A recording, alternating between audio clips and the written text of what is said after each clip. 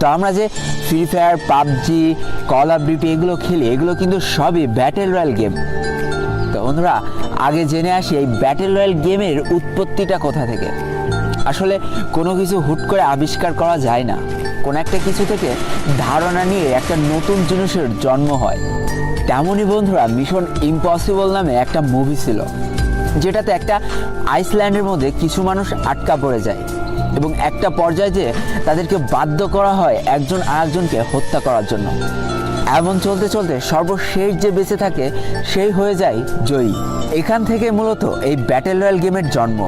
এবার আসি আমাদের সকলের পছন্দের ফ্রি ফায়ার গেমটার কথায়।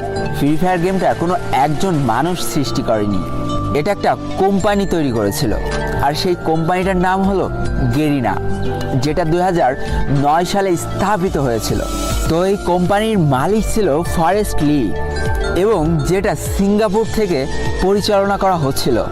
2017 সাল পর্যন্ত বেশ কয়েকটা পপুলার গেম কিন্তু তারা মার্কেটে নিয়ে আসে, কিন্তু ওইভাবে কোনো গেমই মানুষের মন জয় করতে পারে না। কিন্তু বন্ধুরা, প্রত্যেকটা জিনিসের লাইফে একটা টার্নিং পয়েন্ট থাকে। এই ফ্রি ফায়ার গেমটা ছিল গেরিনা কোম্পানির লাইফের একটা টার্নিং পয়েন্ট। এবার চলো জেনে নিই এই ফ্রি ফায়ার গেমটা কিভাবে আবিষ্কার হলো।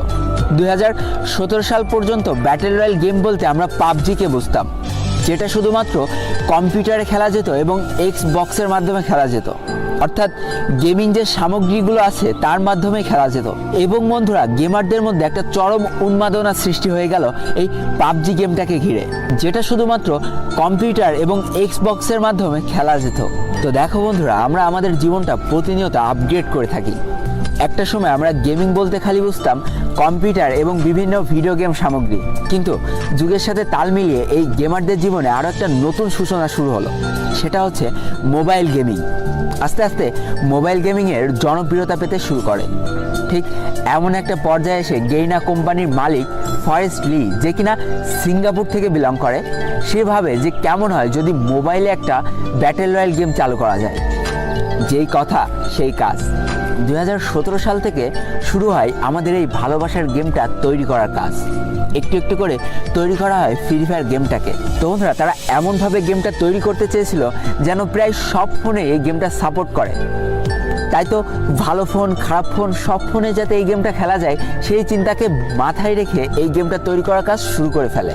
2017 সালের মাঝামাঝি অবস্থানে এই গেমটার বেটা ভার্সন লঞ্চ করা হয়, অর্থাৎ কিছু মানুষের মধ্যে এই গেমটাকে সীমাবদ্ধ করে দেওয়া হয় এবং যারা খেলে এই গেমটার ভালো ও খারাপ দিকটা তুলে ধরে, যেটার পরে ভিত্তি করে এই গেমটার আরও নিখুঁত করে তৈরি করার কাজ শুরু হয়ে যায়। 2017 সালের 4 নভেম্বর চলে আসে এই গেমটার লঞ্চ করার সেই অন্তিম দিন, যেদিন এই গেমটা হাজার হাজার মানুষের মধ্যে ছড়িয়ে দেওয়া হয়।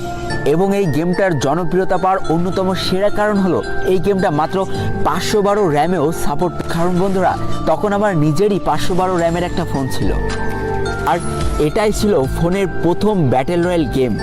তাই বন্ধুরা, যতটা না পাবজি নিয়ে মানুষের মধ্যে উন্মাদনার সৃষ্টি হয়, তার কয়েক গুণ বেশি উন্মাদনার সৃষ্টি হয়েছিল এই ফ্রি ফায়ার গেমটা নিয়ে।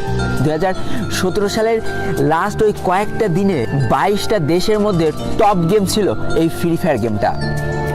এবং বন্ধুরা, এই গেমটার জনপ্রিয়তা এতটাই বেশি হয়ে গিয়েছিল যে সেটা দেখে 2018 সালের ফেব্রুয়ারি মাসে পাবজি তাদের মোবাইল ভার্সন লঞ্চ করে ফেলে।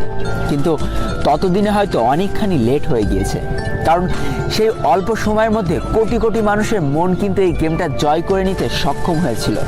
তাই তো প্লে স্টোরে যে ফ্রি ফায়ার সার্চ করলে দেখা যায় 500 মিলিয়ন মানুষ এই গেমটা অলরেডি ডাউনলোড করে ফেলেছে। এবার বন্ধুরা, আর একটা কথা বলি যেটা শুনলে তোমার গর্ব হবে। 2019 সালে প্লে স্টোরের সবচেয়ে ডাউনলোডেড গেম ছিল ফ্রি ফায়ার গেমটা, এবং যেটার জন্য এই ফ্রি ফায়ার গেমটা অ্যাওয়ার্ডও পায়। আর বন্ধুরা, বর্তমানে এই গেমটার জনপ্রিয়তা যে কতটা বেশি তা হয়তো আমার আর বলে দেওয়া লাগবে না।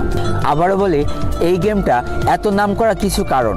এটাই ছিল মোবাইলের প্রথম ব্যাটেল রয়্যাল গেম। এটা সেই গেমই ছিল যেটা কিনা মাত্র 512 র্যামেও খেলা যেত। সময়ের সাথে সাথে, যুগের সাথে তাল মেলাতে মেলাতে হয়তো এই গেমটার প্রোফাইলটা একটু বড় হয়েছে, তাই এখনও হয়তো আর 512 র্যামে খেলা যায় না। কিন্তু আমি নিজে একটা সময় 512 র্যামে এই গেমটা খেলেছি। তো এটা ছিল ফ্রি ফায়ারের পিছনে লুকিয়ে থাকা ইতিহাস।